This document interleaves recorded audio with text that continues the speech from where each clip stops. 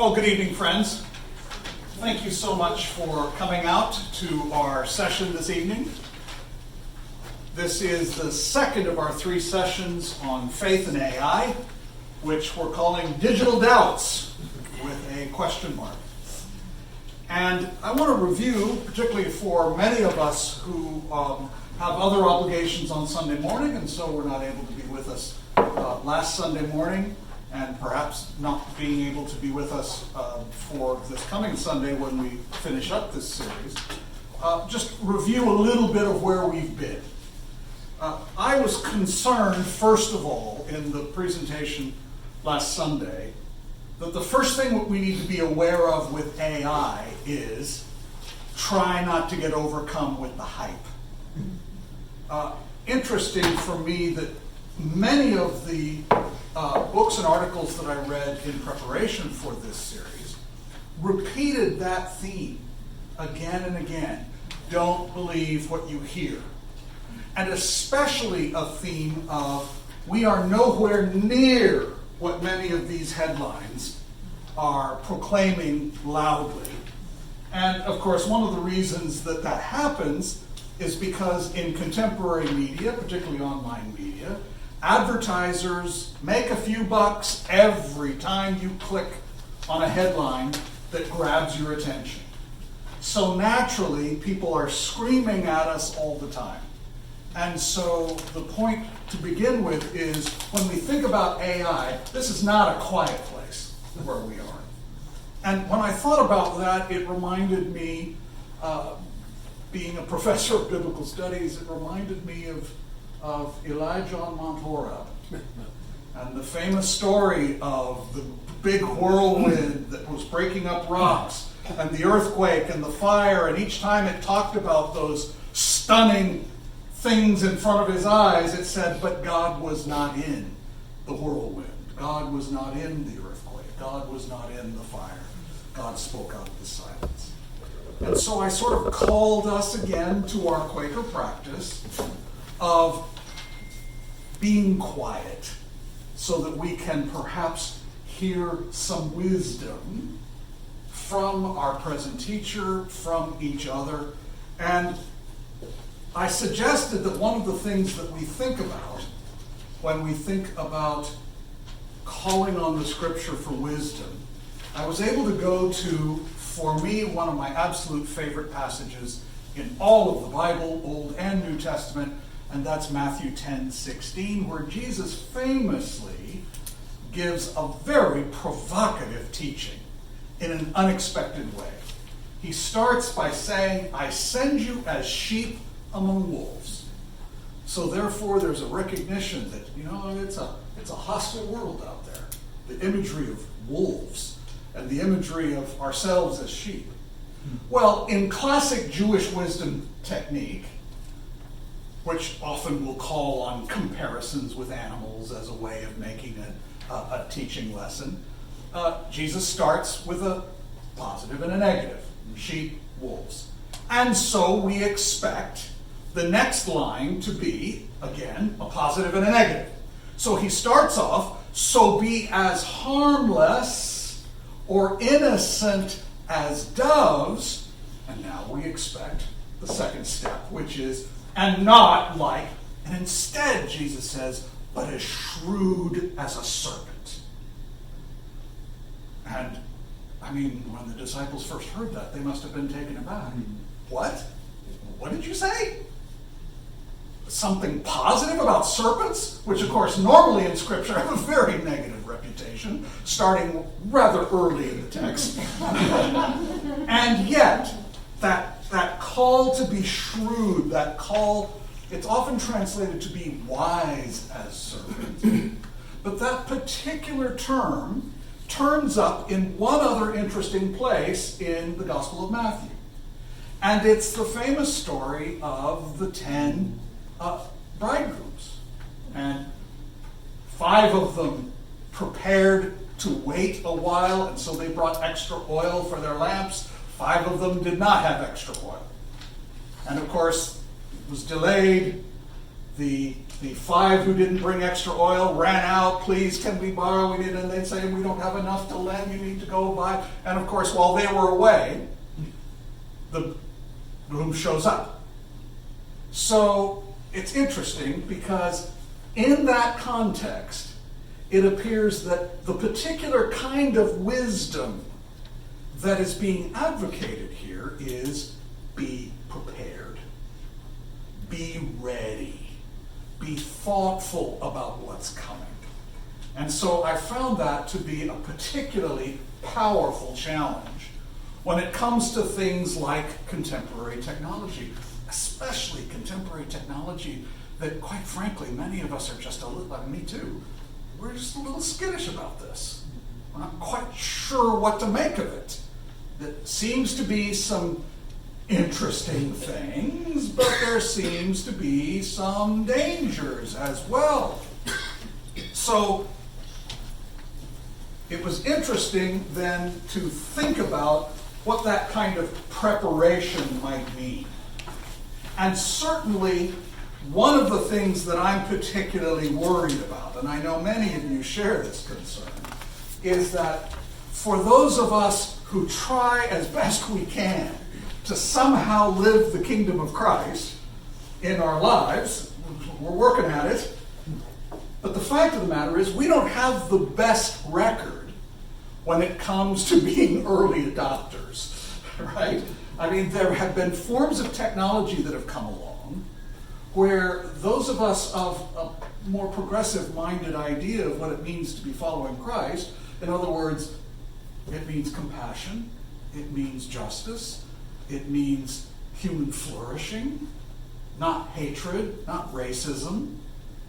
Well, for those of us who try hard to follow Jesus in that way, because of course that's what he said,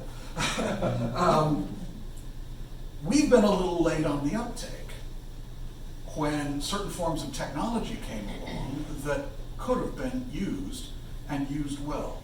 And I had 3 examples. When radio first came out, and Father Coughlin famously adopted radio to spew his anti-Semitic hatred, Father Coughlin. I mean, this was long before progressive-minded Christians caught on, hey, radio, we could do this. Film. D.W. Griffiths was making a full motion picture, black and white, in silent, of course, advocating for the Ku Klux Klan, Birth of a Nation, 1914. Before any Christians caught on, wait a minute, this form of media might be powerful. I'll tell you what I remember, brothers and sisters. I remember being told by Sunday school teachers, don't ever go to a movie house. What if you're seen going into that movie house by someone whose faith is faltering? Well, maybe they didn't like my judgment of film, but and so friends, we missed the boat.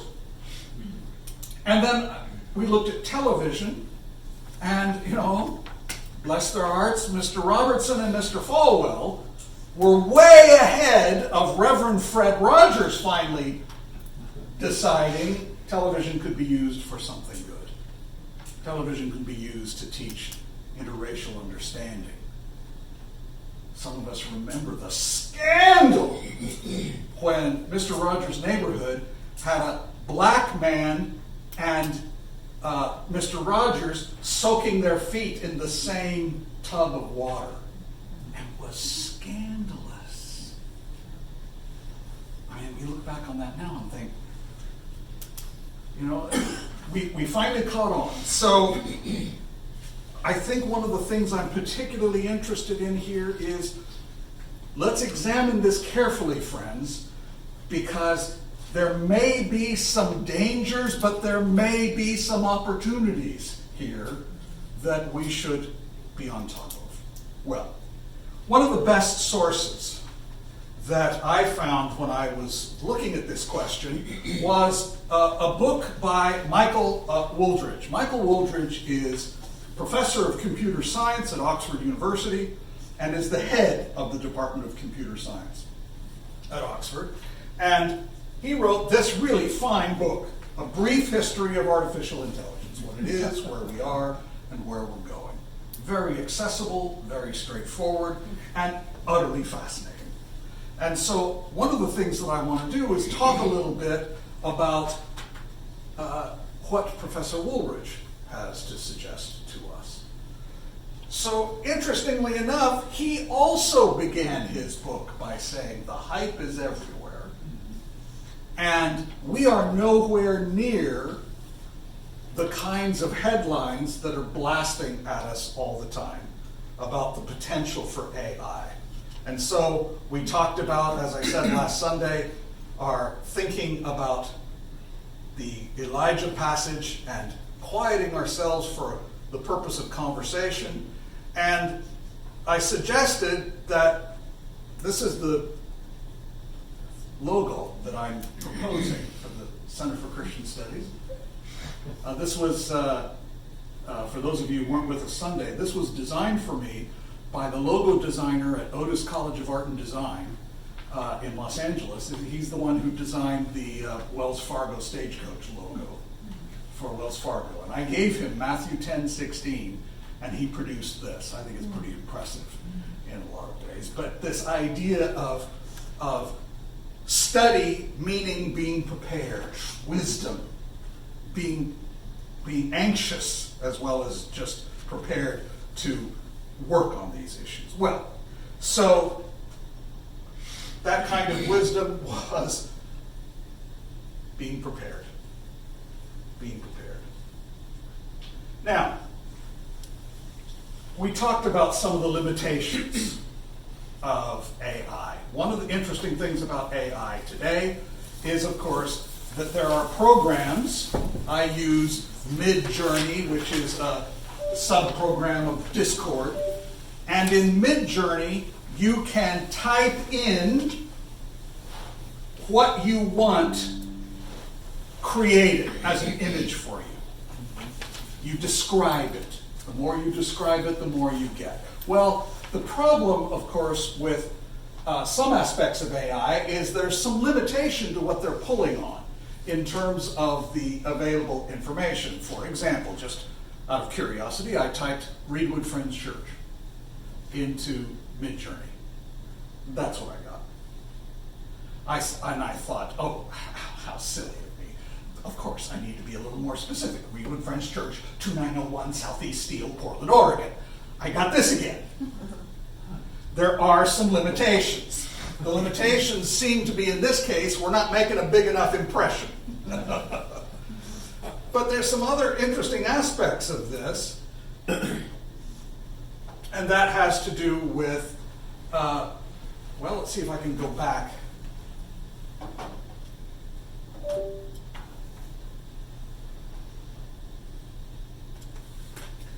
Nope.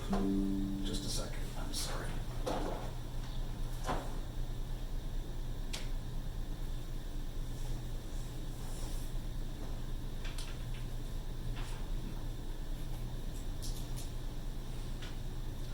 You know, I was telling somebody the other day, I'm old enough to remember slideshows in church. And there was always an upside down slide that stopped everything. And we're not supposed to be worrying about this anymore. All right. This image, which I created for the series using Midjourney, I wanted a robot in a Quaker meeting. Right? And I tried to give that kind of instruction. This is what it created. The image of the robot was rather nice. The hat's a little odd. But look at the headwear of the women. I tried to correct that 3 times, making the sentence, proper Quaker bonnet on the women. I got that again. So, again, limitations in the information that it's pulling on is still pretty clear. So, one of the issues that we're going to talk about a bit tonight is the fact that for many of us who are teaching, our students are already using AI to generate papers and essays. But this is a cautionary tale. The essays sometimes make up citations and make up sources that are reported in the bibliography. And so my son, who's just started his university teaching career, and he presumes that they're using AI, so his approach is to say, look, I know you're using it. All I'm telling you is your bibliography and your citations better be bang on, because I'm checking. In other words, if you're going to just, create something on AI and then just turn it right in, they're going to be in trouble. He's also experimented with generating an essay himself and passing it out and saying, critique it. So he sort of turns the situation around a little bit. So it's been interesting for him as he proceeds with that. All right. I took a famous picture of George Fox and asked it to give me a contemporary rendering of George as he looked today. This is what I got, which is rather interesting. And then was able to make him speak. Here's Father Coughlin, there's D.W. Griffiths, there's our unfortunate early adopters for television before Fred Rogers. Let's now move on to what Michael Wooldridge would like us to think about. He gives us, and you don't have to read this, let's just take a look, it's on your handout. So let's take a look at 4 principles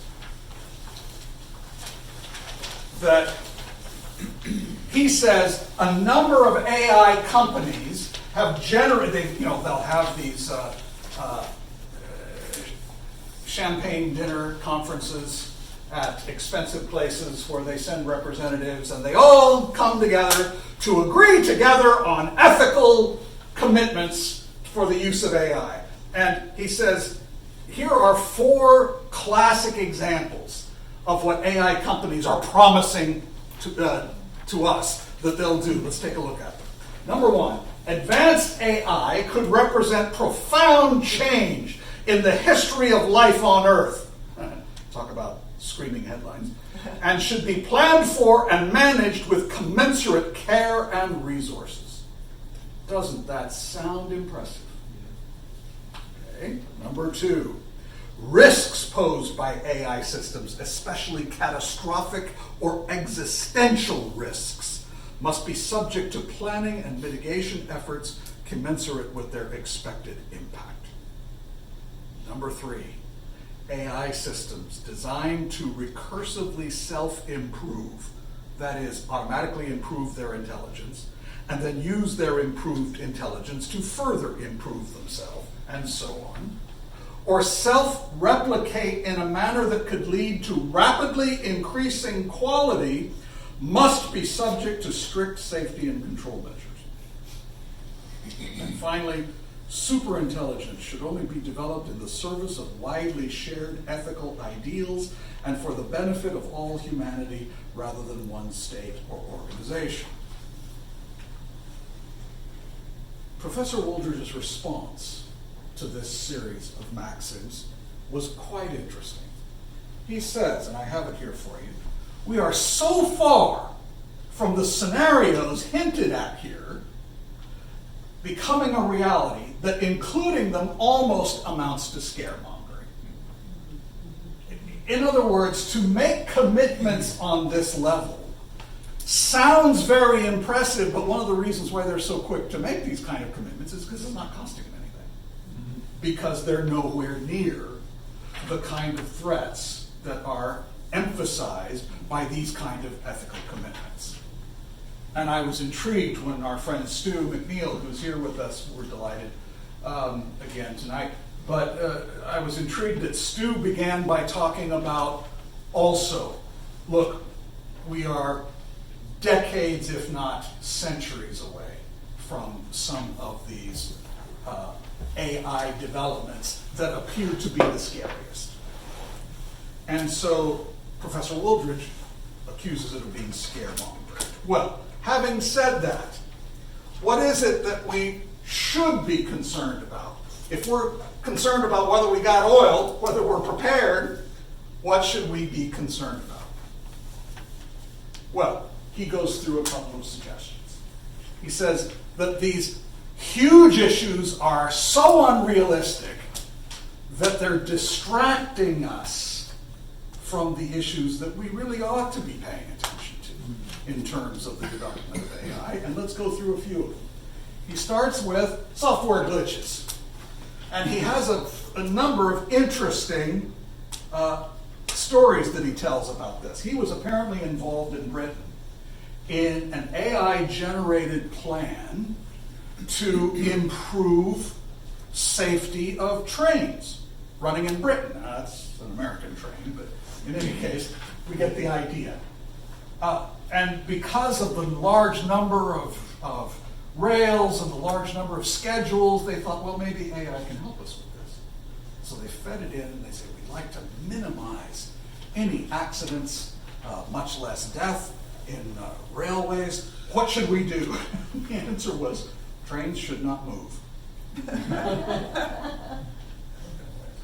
So he says, look, we got to be careful about what we're asking for here.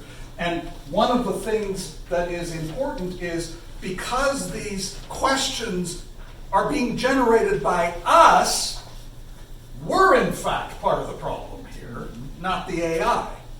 It's what we're asking it to do that becomes an important issue. So that's number one. Number two, well, this gets to that issue I mentioned earlier, and that is limits in the knowledge base.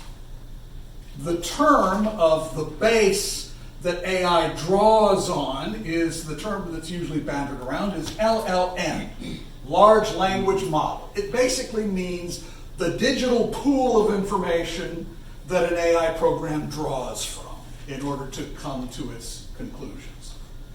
Well, there are limitations in some of those programs. Obviously, Midjourney is not able to tell us about Reedwood Friends Church.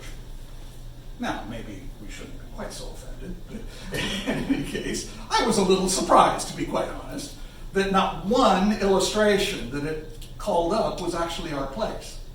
I mean, we have been in some news articles, maybe not digitalized yet. But when you do a search for content or images just on Google, you have several pictures of Reedwood. Yeah. And so why won't AI access Google? My guess is because there's rights associated with which libraries they're able to pull on. Stu, maybe you can help us with that a little bit later when we come back to that question. So, but also let's consider the fact that there's going to be political biases in the digital information that's pulled on. There's going to be, I mean, look, we're Quakers, we're a tiny religious minority. Now, we're very important, of course, but we're a tiny religious minority. So in terms of general statements about the Christian faith, I'm not sure we're going to make a huge blip on that kind of a question. If somebody talks about, name the important British religious movements of the modern era, we'll probably get Anglicanism, Methodism, and a few others, and maybe, if we're lucky, we'll turn up somewhere. So, the limits in knowledge base. There's various ways to do that. I mean, I was able to call up George. So it did give us one of the famous line drawings of George Fox. But we've already talked about some of the problems associated with this image, which I still like and used it for our series, but I was fascinated with the glitches, with the interesting difficulties. Third issue, employment shifts. This, of course, is a big one. I recently met and enjoyed a long conversation with one of the major, he's a studio head of the animation studios of Disney. And so I went up to Disney headquarters in Burbank to have lunch with this fellow, and we had a wonderful conversation. But he told me a very interesting story. Disney, for years, of course, the animation department, was based on the grand old tradition of hand-drawing cells and photographing them in sequence. And then Pixar comes along. Pixar is computer-generated animation. Disney bought Pixar. Well, what happened? What happened was, he told me, all those artists were warned. Gear up for computer animation or you're going to regret it. A bunch of them said, this is a flash in a pan. This will never go anywhere. His next comment was, I think I saw one of them at Home Depot. I mean, that was a sad story. But it has an interesting continuation. He said, so we went into computer animation, Disney, but very quickly Disney got impatient with what the result was. No, that's not good enough. We want more of this. We want more of that. And they had to start hiring up again. So there was a dip, but then it built back up as the company wanted more of a distinct product. So I thought, well, that's rather an interesting story. And he says, now what's coming down the pike is AI-generated animation. Now, that's a whole different animal. That means, I mean, I told you with a program that generates images where you can just simply type out, this is the image I want, and it starts generating for you a number of possibilities to see what you like. But we're now also, of course, getting to the point where you can start describing whole scenes, animated and very realistic looking. I'll have a demonstration for you soon enough, where no drawing or photography was involved at all. It was simply verbal instructions, and AI generates the moving images. We're getting close to feature films being possibly generated largely by simply typing in greater and greater detail what it is you want. And the AI machine generates moving video. So employment shifts. What did he have to say? Well, Professor Woolridge thinks that there are definitely going to be some casualties in employment. And he says as follows. I don't know how clear this is. I'll read it for you, of course. It's also on your handout. Employment. Telemarketers, hand sewers, insurance underwriters, data entry clerks, telephone operators, salespeople, engravers, cashiers, already on their way out. You've noticed as well as I have, and I must say I have very mixed feelings about this, the increasing number of self-checkouts in grocery stores, the increasing numbers of machines in the banks, and the declining number of employees. But then he suggests the least risk at this stage. Therapists, dentists, counselors, physicians and surgeons, teachers, those using mental creativity, he considers safe. Arts, media, science. Strong social skills, he says, safe. Professions that must navigate the complexities of human interaction and human relationships. But also dexterity. So carpenters, electricians, plumbers, he says, sleep soundly tonight. But telemarketers, especially with a script, driving in a limited delivery area, data entry, he says, you need to be worried. You're on the chopping block.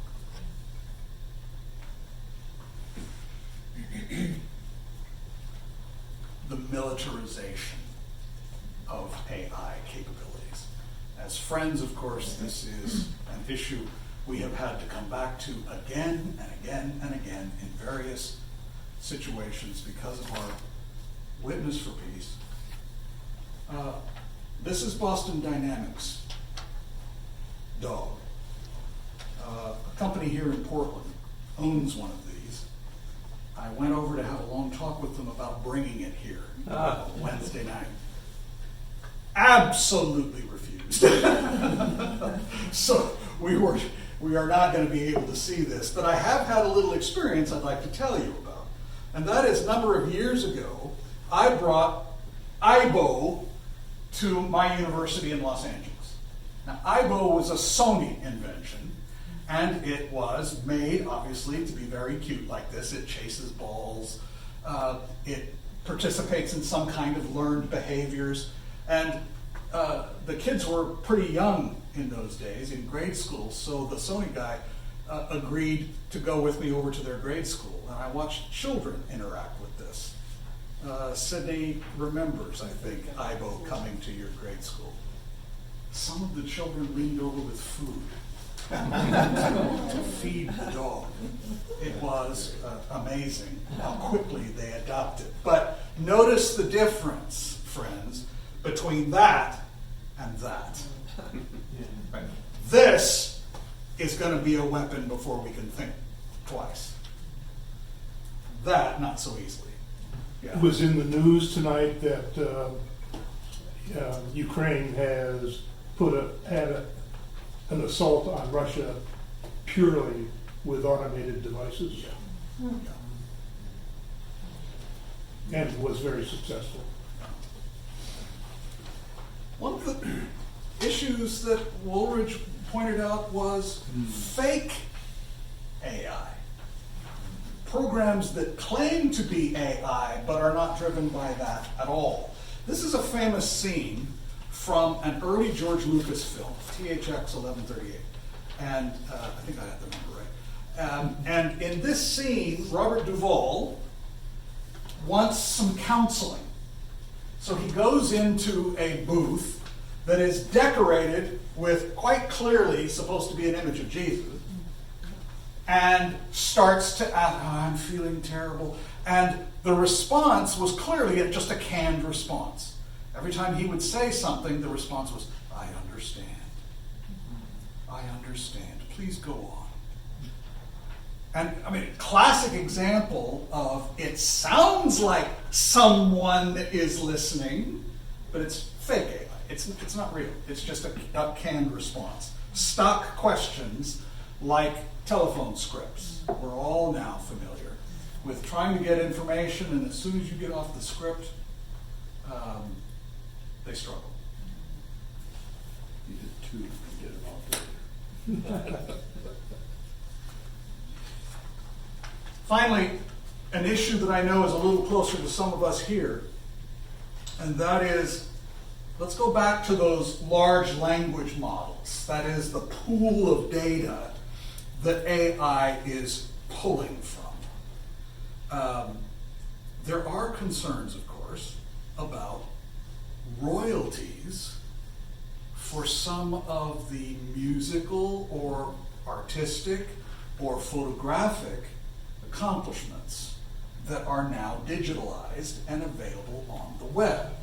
There are huge fights breaking out now because AI companies want access to digital information that includes some of this professional work that has been done by artists. And there's a lot of pushback because an awful lot of these AI companies are not willing to pay any sort of royalty for the inclusion of those artistic works in that large pool of information. So it's a little bit of a David and Goliath situation, but it's a serious issue. Sydney, you have customers that come in with AI-generated images that they'd like you to use to put on their nails in your business. It takes a minute to explain what aspects of the image you're looking at are physically possible in our reality and other ones that are like, yeah, this can't be done. But we do something similar. Right. Now, I'd like to give you a little example of ways in which we can perhaps think about potentially positive uses. So let me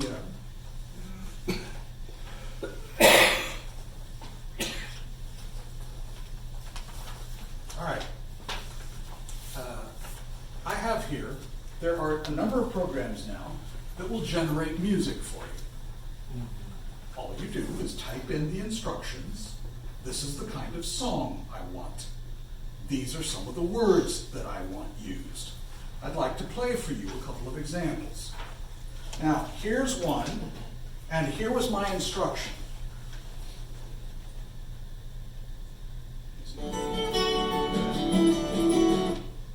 Here's my instruction. I want a song with a chorus in the style of Joni Mitchell. You have to say in the style of, because it will stop you. If you say, sounds like Joni, they won't let you do that. There are at least some limitations on that. So you can say in the style of, and it'll let that go. Okay? And I put in the famous chapter, or the famous passage in Micah chapter 6, with what do I come before the Lord? He's told you that to, what are we to bring to the Lord? To walk in justice, to walk humbly with our God. And I sort of typed out the verses. I'd like that to be the basis for the song. This is what was produced.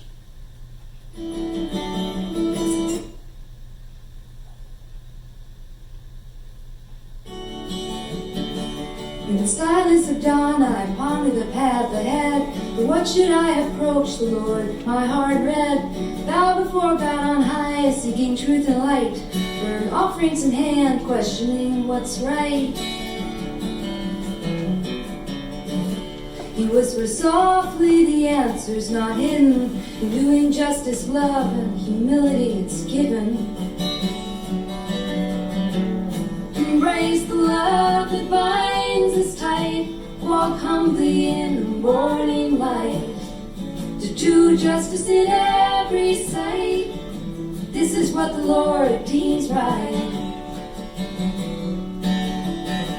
We wander this world seeking signs on our own, but the echo in our soul says we're not alone. Temptation or burden, offerings often looms. The true path lies where love assumes. Walk with grace and light, sacred and human. In faithful love we find strength and meaning. Embrace the love that binds us tight. Walk humbly in the morning light. To do justice in every sight. This is what the Lord deems right.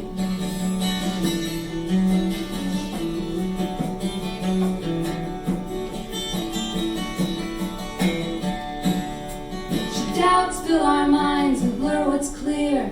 The Lord speaks through love that conquers fear. A gentle reminder inscribed in our hearts that justice and love are where peace starts.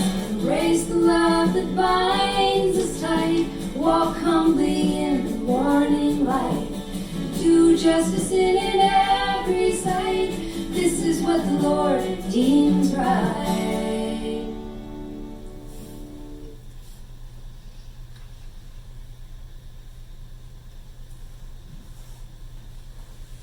I don't know what we think about that.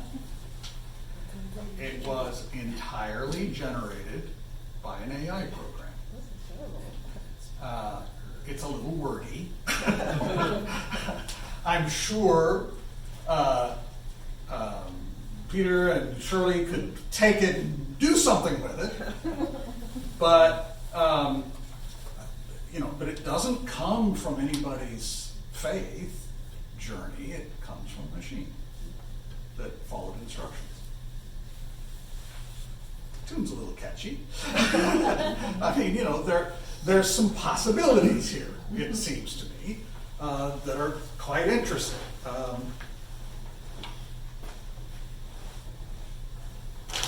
This one, the statement of faith from Philippians.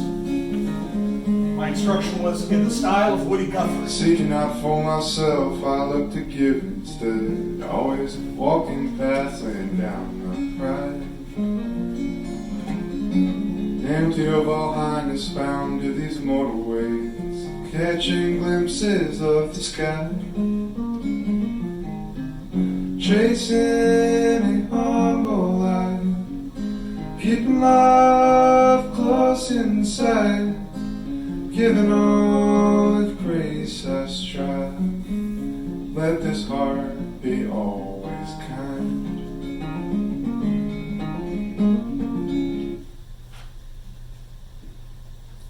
Okay.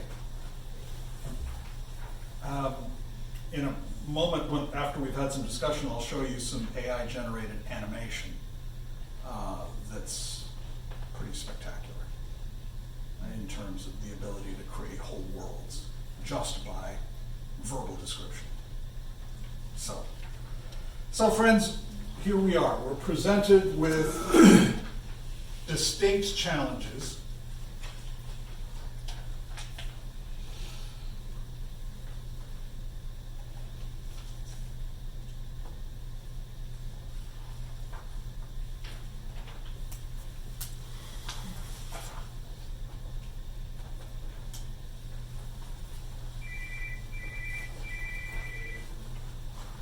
We have tools.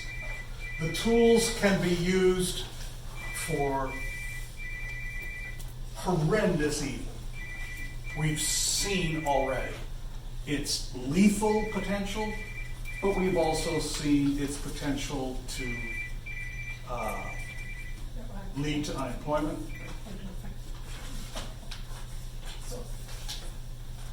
So one of the things I want to talk about this coming Sunday is what are some possible responses we could take to this. But for tonight, I just want to finish my introductory comments before we open up for discussion, because of course that's the main reason we're here, is to open this up for discussion with each other. But to remind us that Scripture does give us guidance on the use of tools. And I go back again to one of our classic Quaker favorite passages in the Hebrew Scriptures. In the days to come, the mountain of the Lord's house shall be established as the highest of the mountains, shall be raised above the hills. People shall stream to it. Many nations shall come and say, Come, let us go up to the mountain of the Lord, to the house of the God of Jacob, that he may teach us his ways, that we may walk in his paths. For out of Zion shall go forth instruction, the word of the Lord from Jerusalem. He shall judge between many peoples and shall arbitrate between strong nations, and they shall beat their swords into plowshares and their spears into pruning hooks. Nation shall not lift up sword against nation, neither shall they learn war anymore. If there's any passage to be guided by in terms of the transformation of potentially lethal tools into something productive, then surely the prophet Micah and the prophet Isaiah have strong things to say to us. Well, friends, those are some comments that I wanted to propose that we consider and think about. Let's now open up, but I'd like to ask our guest from last Sunday, Stu McNeil. Stu is a PhD student in robotics and in related AI, and he was a wonderful guest for us last Sunday during our adult education hour, and has graciously come tonight and brought Jamie. Thank you for coming. Stu, come on up and have a seat, and let's open up and start by just asking folks, what are you worried about? This is what I asked Stu last Sunday morning. What are you most worried about, but what are you the most hopeful about when it comes to what we're beginning to learn about AI and the potential of AI? So, friends, the floor is open.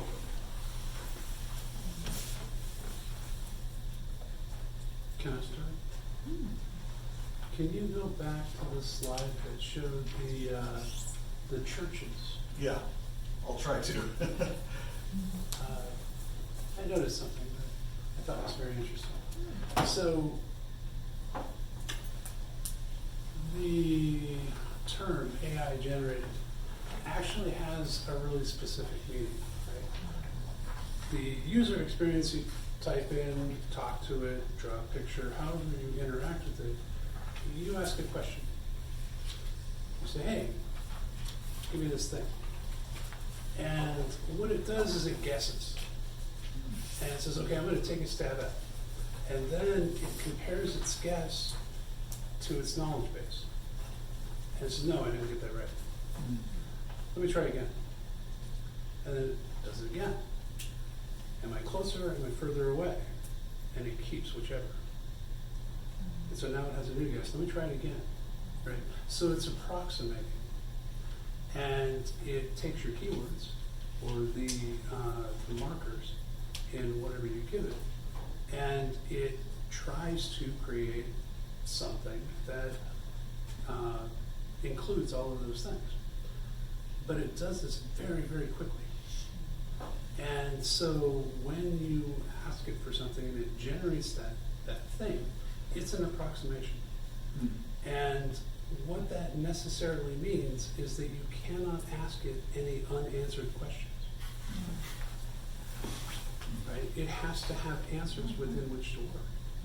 Otherwise, it will really sound like an idiot, because it will try, but it lacks the ability to ask clarifying questions, because if it did that, you wouldn't want to use it because you're not making any progress. So whatever its database stores is what it's referencing. It's what it's comparing its guesses to. And when it thinks it's close enough, it points it to you. It says, here you go, this is what I think. Unfortunately, in the realm of art, it's mimicking existing art, right? Because it gets more positive response as it draws closer to its source material.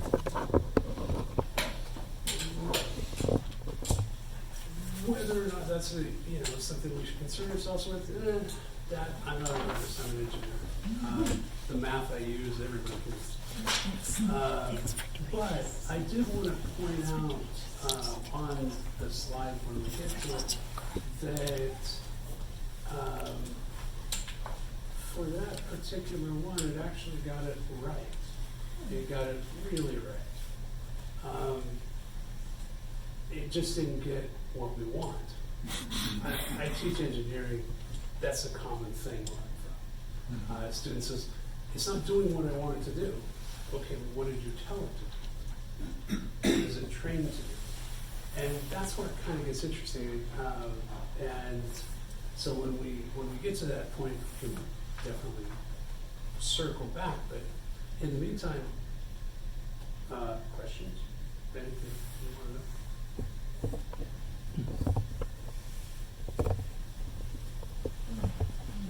This brings to mind 2001 Space Odyssey, where you have Hal the computer saying, sorry Dave, can't do that. How far are we away from self-generating AI that runs on its own against any kind of human interference? So the term intelligence implies learning. That does not exist on this planet. None of these algorithms actually learn. They can add, you can teach it who you are, and it'll modify how it interacts with you, but it's making that modification about what it stores in its database about those modifications in the first place, right? So it's essentially like saying, okay, show me a car, shows you a car, no, a red one. And it's not creating something new, it's just showing you in the colors it already has. We don't have a way of moving beyond it. A chat GPT model is a massive amount of data stored in a bunker somewhere with a lot of servers, and everybody's talking to the same one. It will not grow. It will not learn anything. It will not improve. Which is why in a few months we'll get another one, and then another one. And what's happening is that it's getting a bigger database. It's getting slightly better math. But once it's trained, it doesn't learn anything. It's approximating. But it can't grow its database. It can't become bigger. in case we don't get back to it, what I wanted Yeah, to I'm point sorry. out. No, that's okay, that's all right. What I wanted to point out is that the very first word fed to the algorithm was Reedwood, right? The most important thing that algorithm knows how to do is to make sense of human speak, right? It assumes that you suck at typing. Assumes what? It assumes that you suck at typing. And if you look at the image, it's a pretty great sampling of Reedwood Friends Church in the Northwest. It nailed it. You think I should go? You say Okay. Portland, Oregon, like, Oh, okay. it's checking to see if it's got green leaves. Yeah. When you're talking about, it can only work from its database. Sure. It seems to me that therefore it's impossible to embrace mystery, which transcends database. Right. Yeah, it doesn't actually create. That the AI folks who create these algorithms would challenge that by saying you can blend any two things. To create It's something in else. something else. Right. But can it color outside the lines? No. I would invite anybody who works in any kind of research, ask it questions about your work and watch what happens About what? about any kind of research work. Because it has to bookend its guesses. It has to be able to evaluate them. So it sounds really intelligent. Oh, right, yeah. That looks exactly like Reedwood Friends Church in Portland, Oregon. I like that. I like the one on the right. So, is it It makes sense now. right? Is it wrong? No. Did it give you what you asked for? Yes. But if you garbled the rest of the sentence, it would still produce that because its core function is met. Could we get down to the basic units, the large language models? Sure. I've heard a lot about this and know people who in India, Pakistan, whatever, who have these large armies of people reading books, extracting material, putting taglines on them, and then off they go. What is a large language model and how is it made? And I should say, why is it important in this whole AI business?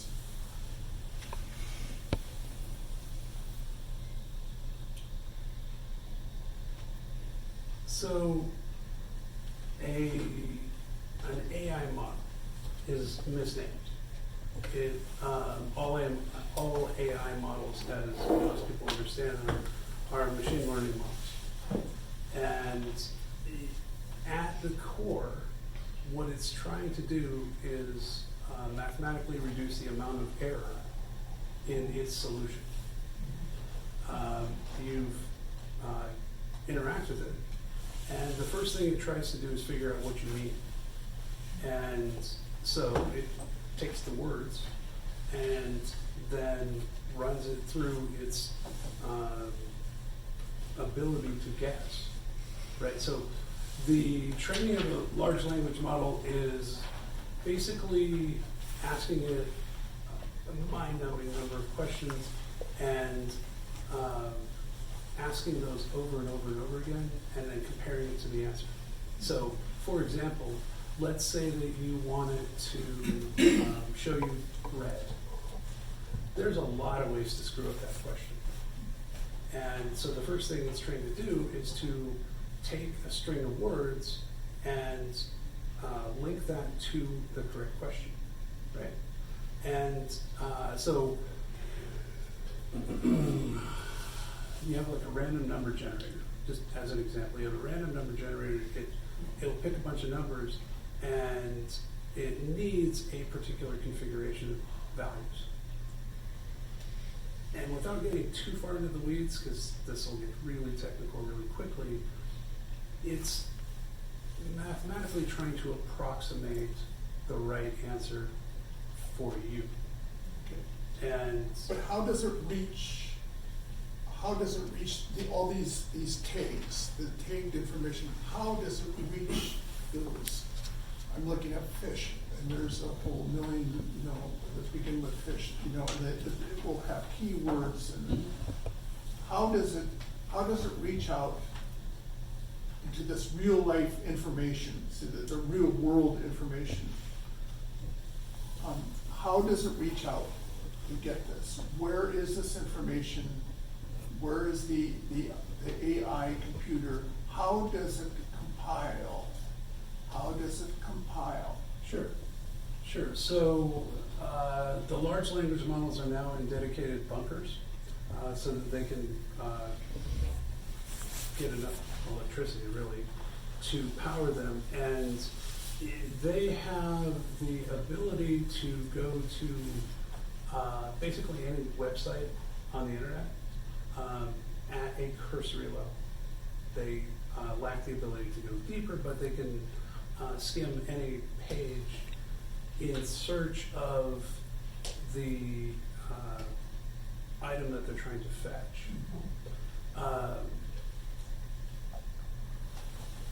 In addition to a large database,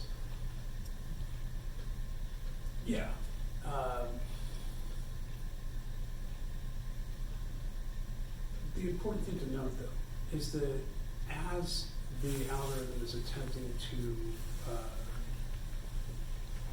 find the thing that you're asking for, the only thing that it actually knows is how to interpret a string of words. It doesn't understand any of the context involved. So if you ask it about the color red, it has no idea what the color red is. It's just going to go look for something that has those keywords and say, here you go. Is this what you asked for? And if you think about how somebody from, say, Minnesota would phrase a question that we would phrase here versus how somebody in Alabama, Florida, Boston, it's different, right?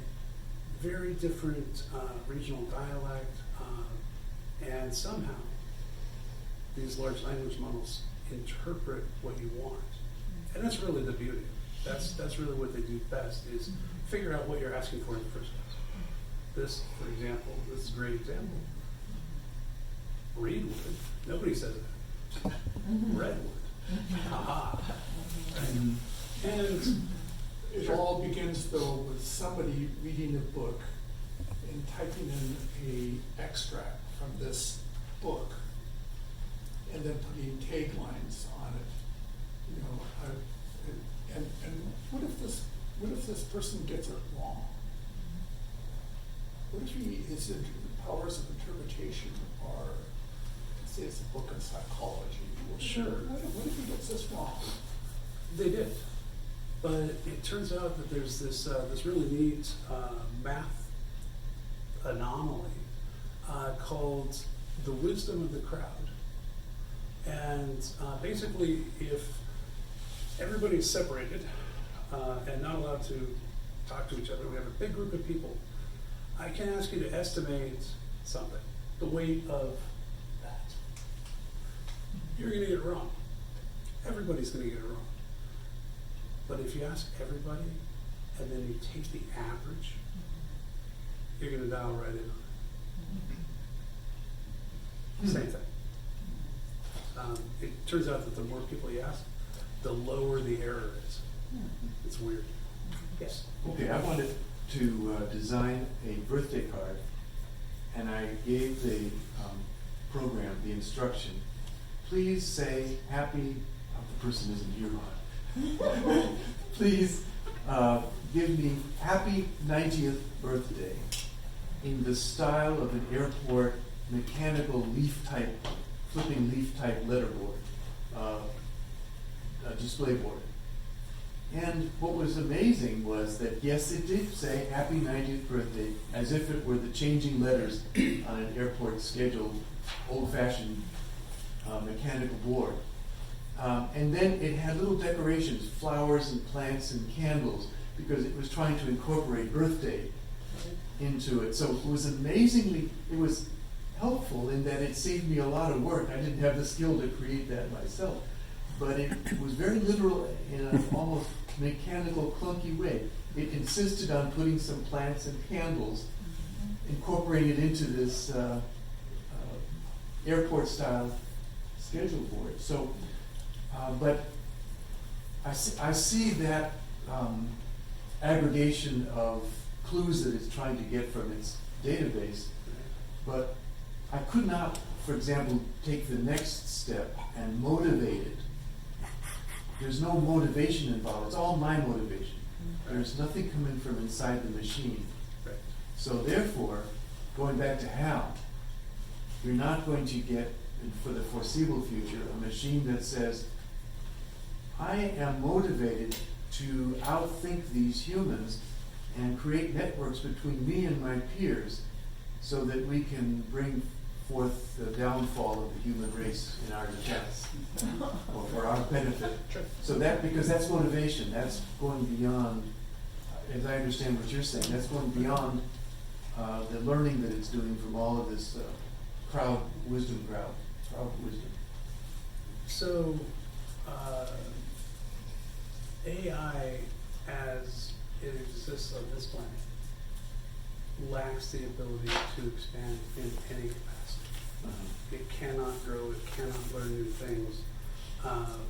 And the reason is because the reason for all the servers and these really huge computing resources is to make sense of human knowledge and reduce that down to a solution, which necessarily means that every answer is bookended by the answers that came before. Okay, so you couldn't, for example, take in literature, those people typing stuff in, you couldn't take literature about computers taking over the world and put that in there and Right. expect the computer actually to develop a plan Right. for taking over the world. Exactly. But if you ask it for a science fiction story or a song involving those elements, it can probably find material to generate Right. a reasonable song. Well, and you can take, one of the things it's very good at is taking those very books and reading them itself. It knows how to do that. Mhm. But what it's doing is it's converting an image to a letter or to a word and then reflecting on what it already knows about human communication. It's not adding anything to its knowledge at any point. That's why, if that was possible, I promise they wouldn't make the brand new 4.2 or whatever ChatGPT, because that's ridiculously expensive. In order to train one of those models, you think of the energy requirements on par with how many quarters of Portland's power grid it takes to do that. That's the scale of the energy expenditures. And it's not actually learning anything. It's just getting better at approximating. Well, you're hitting on something I've been curious about, because these are wildly expensive to create and to run. Yes. And yet I can try 3 or 4 different ones out at the same time for free. How are they going to monetize this? And as speculation, is this part of why Elon Musk is doing what he's doing? Is he trying to monetize our government? Pay off his AI cost? So the second part of that, I'm not going to test that. Right. We can talk math, no problem. Luckily, the models themselves reside somewhere, and the hardware upon which they reside is not necessarily dedicated to the model, it's just currently housing. So if you put a new one on there, you can recycle the equipment. They're using next gen tech, and moving a data block from here to there doesn't affect the model integrity. So you can upgrade incrementally the equipment and offset the cost like that. And if you really open any browser at this point, you can see the monetization of these learning algorithms. That's AI is everywhere and nowhere, it seems. But basically, what machine learning is a math trick. It is a way of error minimization. And being able to do that in a non-analytic way is really what makes this happen. And what I mean by that is that the math that the AI is actually using, painfully simple. But what it does is it changes its internal configuration slightly every time it tries. And so it's basically adding levels to everything else. Hey, it didn't work. Yeah.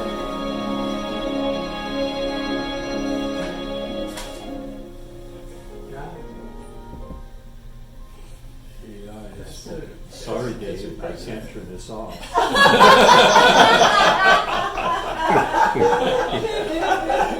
All right. Can you help me or get this? Well, it says, sorry, Stu. Sorry, Dave. It's okay, because I kind of forgot the question. I'm hoping it goes on long enough so that everybody else does as well. Are you going to do the animation then? Yes, Okay. that's right. That's right. Hooking up. That's what we're doing. And then we have snacks. Sure. I did have just a little bit about how I use AI, because I work in capital AI, but I use lowercase AI all the time. And what I know is that it's really good at figuring out what I'm trying to say. And if I wanted to, I could pull it up right now and I could say, assume the identity of a Quaker, and let's have a conversation. And I could talk to it, and I could learn a ton about how Quakers not only see the world, but interact with it. And it would give me all kinds of context, because it knows human history really well. And that is a great way of using it. Not so much a question with a specific answer, but more interested on your thoughts. There was an art piece a handful of years ago of this robotic arm. I don't know if you saw it, where it was running, but it was leaking oil, and its entire purpose was to scoop the oil back up to keep itself running. A kind of a commentary on what it's like to be human, the experience of humanity in a more industrial form. In that same vein, that is an art piece, that's not AI. But did you see also in the last couple of years there was maybe an art piece of this robot that was created, and they said they put